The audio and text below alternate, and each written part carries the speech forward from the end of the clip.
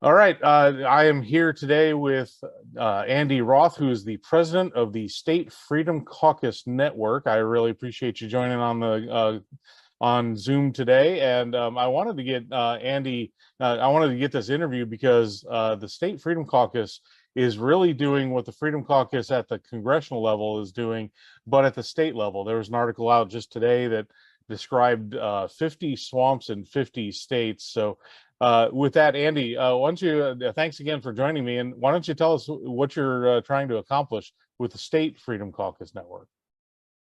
Yeah, thanks for having me. So back in about a little over a year ago, I had been talking with then House Freedom Caucus Chairman Andy Biggs from Arizona, along with Mark Meadows and a few other folks. And it was clear to us that if we're going to save this country, we really got to get involved in the states. We know that the House Freedom Caucus as a business model works. And we saw that play out in the speaker fight earlier this month. Yeah. And so our goal was to bring that business model down to the states. So a little over a year ago, we launched our first Freedom Caucus, the Georgia Freedom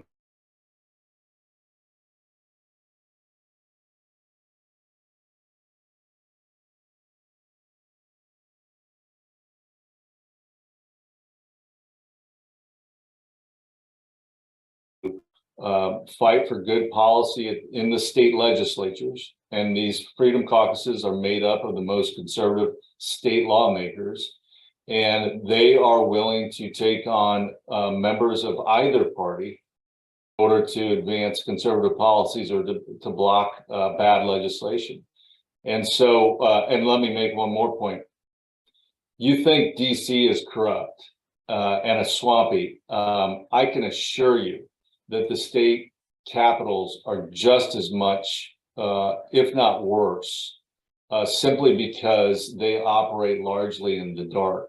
A lot of attention, a lot of media is focused in DC, but these state capitals, they barely have any media coverage. And as you may know, like a lot of people don't even know who their state rep is or their state senator. So there's a lot of bad stuff that's happening at the state level, and we're going to fight to expose it. All right. And yeah, I can tell you from personal experience because I just moved from Oregon. I was in Portland, so an hour outside of Salem. And in 2021, I moved to Florida, so I'm an hour outside of Tallahassee now. A little bit more, a bit of an improvement, but still, there's a lot of shenanigans going on, and Florida desperately needs a state freedom caucus at that level. I can tell you the fight for constitutional carry, for instance, is going really, it's iffy right now because there's a lot of weak Republicans who aren't going to stand up strongly for the Second Amendment. That's just one particular issue, but it's indicative of kind of the swampy nature of capitals in general, just because they don't get the coverage. Like you said, all of our focus is on Washington, D.C., and the media just doesn't even cover this stuff. Mm-hmm. Yeah, and so the one thing that we're trying to expose, and I think everybody knows this, is that in deep red states, liberals know that they can't get elected to office with a D after their name, so they run with an R after their name and then vote and behave like a liberal, and that's systemic. I mean, the deep red states like Mississippi that we're in, or South Carolina, these states have Republican majorities, sometimes Republican supermajorities, but the chambers are effectively controlled by moderates and Democrats who are able to form a coalition that's bigger and stronger than conservatives. And so that breaking that apart and exposing it is not going to be a light feat. So that's one thing that we have to do if we want to advance any strong policy. And it's going to be loud and nasty and crazy if we're going to do that, but it needs to be done. Well, that's kind of the way it's gone with the Freedom Caucus in the U.S. House as well. It hasn't always been easy, but you're doing necessary work to just kind of break through that inertia. We've had country club Republicans for so long that have held the levers of power in the party, and at times when we get majorities, but they're not being aggressive enough. And that's one thing, right? You look at the Democrats and you're like, boy, I wish we could be as united and as aggressive as they are pushing their side of the Overton window, right? We look at our guys and we're like, hey guys, come on, can you at least stand up, you know? Mhm. Yeah, and the other thing is that the entire culture, the entire establishment is purposely built and designed to thwart conservatives. And here's what I mean. The governor of any state is a full-time job. They operate around the clock, year round. The governor is also very well staffed, very well advised. Same thing with the woke bureaucracies that run state agencies. So whether it's the Department of Health or, you know, whatever the department is, Department of Revenue, these folks work year round. Same thing with the lobbyists who are trying to extract rents from the government. They are well funded and they work year round. Lawmakers, those state lawmakers, most of them are part-time. And that means they gavel into session in January, gavel out of session a few months later, and then they go back home to their full-time job and to their families. And so, you know, who's minding the store? Right. And I even had one House Freedom Caucus member up here in DC said, Andy, you're exactly right. When I was in the state legislature, I had a lobbyist come up and whisper to me. He said, I can't wait for you guys to gavel out and leave town so that we can do whatever we want. And that's a pretty chilling statement, if you know, to admit, but it's true. And so what we're doing with our state freedom caucuses is that we're taking part-time state lawmakers and creating an institution that's full-time year-round. And so a lot of the good work that we've done in the state so far has actually been out of session. The South Carolina Freedom Caucus, they were able to put so much pressure on a local hospital that they got them to shut down their transgender clinic for minors. And there was no vote taken. There was no bill considered. The session, they weren't in session. They were just being loud and conservative to the point where, you know, institutions that don't like to be questioned were finally being questioned. And so this full-time innovation, this is the key to a lot of what we're doing, is we're providing full-time conservative oversight to everything that's going on in the state capitals. All right, so let's talk about that then. That's a good segue to my next question. Is you've obviously faced some headwinds, you've had some successes. Talk about how you accomplished that that hospital issue, getting them to shut down their transgender clinic in South Carolina. That was just a letter that they sent, right? Yeah, well, I got to give credit to the American Accountability Foundation. They're sort of a sister organization of ours. Great work. They're really good at doing FOIA requests, opposition research, just digging up all the dirt that could be out there. You know, they open up the cabinet underneath the sink to see if there's any cockroaches in there. And they did a little bit of research and found out that the Medical University of South Carolina did have a transgender clinic, and their website even identified kids as young as 4 years old, I think, that were going there. And so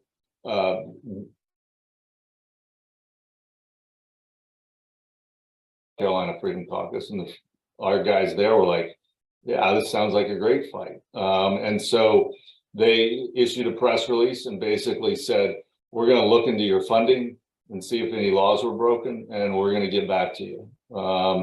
And that's basically what got the ball rolling. And ultimately the hospital screamed uncle, and we were able to shut it down. Outstanding. All right. So that's one And success. let me make one more point about that. The beauty of that is that we now know how to do it, and we can export it to our other states, to other hospitals across the country who are performing this child abuse. We now can do it wherever we have a freedom caucus. Right, and wherever you have a an intrepid local reporter who's willing to go in and start doing some FOIA requests and digging around and looking at the numbers. Right. So yeah, it doesn't take much, really, right? It takes a, you know, it's the Sam Adams, a small minority to light those brush fires, but all you got to do is expose it to the light, and people will respond.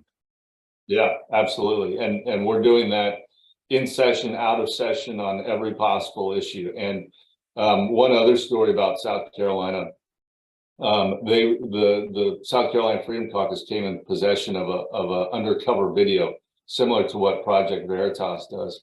And in the video, there was a state contractor basically admitting that they were putting CRT in the classrooms against state law. And so the South Carolina Freedom Caucus released the video and then promptly filed lawsuits against two offending school districts. Now that's all good and great, and we're pursuing that.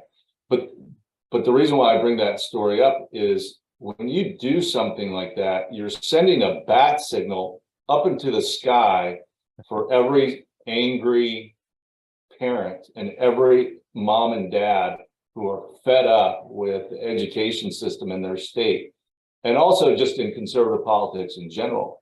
And so the South Carolina Freedom Caucus has been able to, I mean, the parents have seen the South Carolina Freedom Caucus and said, we now have an ally, somebody that's finally. And so there's a huge amount of grassroots support for our freedom caucuses. It took with a little bit of fight, right? There's just conservatives getting together saying, we're going to fight for these shared conservative principles, and we're going to do it loudly. Yeah, I think that's all really important, because again, like you said, you know, Did your screen get freeze? Yeah, You're sorry about that. frozen. Yeah, how am I doing now? Good. Okay. Every once in a while I freeze up. I live in the swamps of North Georgia, so I like to say I live at the end of the internet. Might be on my end, actually. Oh, interesting. Huh. It's usually my fault. Yeah. Anyway, I think we're pretty stable now. So you brought up an excellent point, and a really important one, that talking about how the how we need allies. We need to show the example to other folks who are passionate about these issues. Hey, there's a path forward, and there's a way to get your goals accomplished, even though there are headwinds and there are a lot of people opposed to what you're trying to do. But if you can demonstrate the process and show people that you go from outrage to success, you can replicate that all across the nation. Yeah, and it really doesn't take a lot. You know, we tell our state Freedom Caucus members to do four things if they're going to be successful. They need to vote together. They need to plan together, strategize together. They need to defend each other, and they need to be loud. And that last point is key. It does nobody any good if you vote the right way, but nobody knows about it. You're not trying to kill legislation. You're not trying to change the debate. You're not trying to do anything if you just go in there and hit the no button or the yes button. What you need to do is stake out a conservative position, be very loud about it, be very vocal about it, make sure the grassroots know about it, make sure the special interests know about it, make sure that the establishment knows it, and then wage that fight in front of the public. And if you do that, I think you're going to be remarkably successful. And so far, that's panned out for us. Yeah, that's been an internal frustration of mine, coming from Oregon for all those years, watching the Republicans have their minority slowly dwindle to the point where they were in a super minority the last session. And the Republicans never wanted to stand up and fight. We went from having a 30-30 split in the House in the Tea Party days of 2010 to being in the super minority 4 cycles later, because nobody ever wanted to stand up and just say something about the bad legislation. It's, as you point out, you can hit that green button or the red button on your desk all you want, but if you're not actually using the power of your office to educate the public on what the important issues are, then you're not really having an effect at all. Yeah, and I would argue that it's even more nefarious than that. Being silent on a big debate usually implies consent, meaning that Republicans in a minority, like in Oregon or in Illinois, where we're from, the reason why they're quiet isn't necessarily because they've been beaten down and they've given up and they've lost hope. It's because the Democrat majority gives them crumbs. They know that whatever they want to pass, they can pass, but they can also hand out some goodies to the Republicans if they'll just be quiet. And so you'll see these big nasty bills pass. Most Republicans will get some treats in the bill, and so they just stay quiet. And they know that they can, and then they can call it bipartisan. Yeah, and then they can go back home and get reelected because they say they're being conservative, but nobody's really checking on that. And so the business usual system just continues to operate that way. But if you have a conservative, loud minority screaming at all the bad things that a Democrat majority is doing, then you start to become effective. And then you start to have the Democrats think twice about whether they should bring up some stupid bill that they thought they could otherwise pass in the dark. So it's just about being loud. Yep, there you go. All right, so let's talk a little bit about some of the challenges you guys have faced. You're in 10 states now. I've got a good friend who's a legislator in the state of Idaho who moved from Oregon to be in friendlier territory. But Jason Gallagher is a good friend of mine, and they've been doing some good work. But what I know, they've also faced some challenges. Some establishment folks and some lobbyist folks have been displeased with what's going on. So talk a little bit about some of the challenges you're facing and how you're facing them and trying to overcome them. Well, in Idaho, I mean, they're locked in a big debate over school choice. In one corner, you have the Idaho Freedom Caucus and the state party. The state party is actually good there. The state party chair, Dorothy Moon, is a strong conservative. Together, those two institutions you think would be able to push school choice through the legislature. But the governor is kind of soft on the issue, and the superintendent of education is basically a Democrat, even though she's got an R next to her name. So there's going to be a big fight there on school choice, and that's something we're looking forward to. I think the governor ultimately will come on board. He recognizes the tailwinds that are sweeping across the country on that issue. But in South Carolina, this is where things have blown up incredibly. Because of all the success of the South Carolina Freedom Caucus, the establishment there has felt deeply threatened. And so House leaders in the South Carolina House forced all House members to sign what was effectively a loyalty pledge. And it basically said that no member can campaign against any other incumbent. And the South Carolina Freedom Caucus folks said, well, we're not signing that pledge. And they got summarily kicked out of the House GOP caucus. So they are no longer members of the Republican caucus in the House. And that battle continues today. They're still at a standstill. And the Republican establishment just refuses to let conservatives behave like conservatives. And so this is their only method of extracting some sort of punishment, because everything else they've tried to do has failed. So you would think that's bad, but the thing is, it's turned out to make the South Carolina Freedom Caucus martyrs, and the grassroots love them even more for standing up against the establishment. But that's the kind of the headwinds that we're facing in these states and these built-in establishments. But it's a good fight, and it's worth having.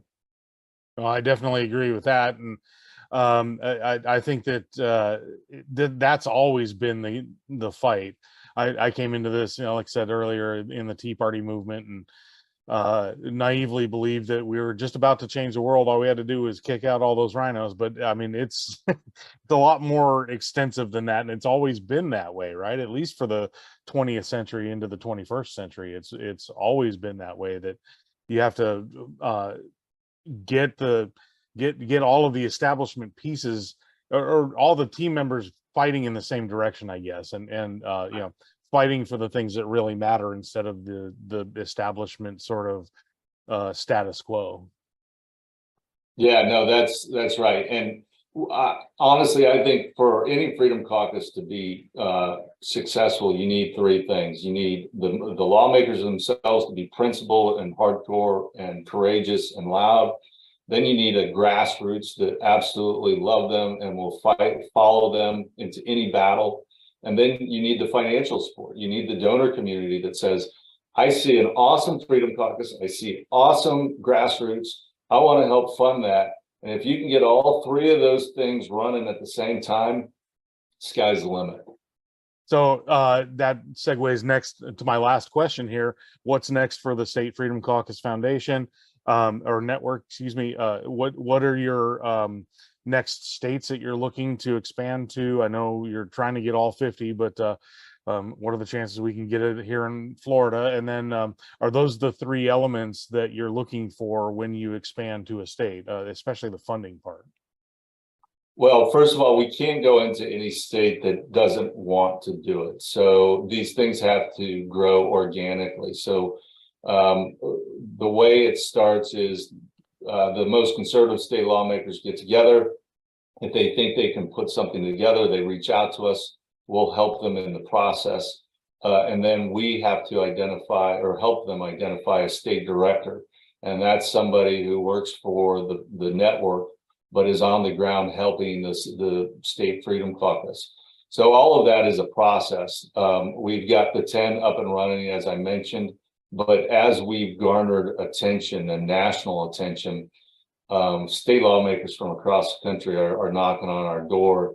And so we've got a long queue of states to process. And unfortunately, they're disappointed that we can't set something up while they're currently in session. But so I think it is going to take a few months before we can even roll out the next one, simply because we're in 10 states, which means we're fighting in 10 theaters of war right now in 10 legislative sessions. So our plate is full, but our backlog of all these states, you know, it's growing, and we want to accommodate as many as possible, but they got to go through our process. I will say, and I'll end here, is that the best states aren't the red states, or necessarily the red states. Like Tennessee and Alabama have some real problems, and I'm not certain we're going to be having a Freedom Caucus there anytime soon. But states like Rhode Island and Maine have a lot of potential, and we want to be involved there. So we literally just got to approach this organically and hope that the lawmakers in these states are ready to work with us, because we're ready to work with them. All right. Well, thank you for that. I think that's a great place to end it. I know you've got to run to the rest of your day. So thank you so much, Andy Roth, for joining me for this interview today. I really appreciate it. Yeah, you bet, Jeff. Take care.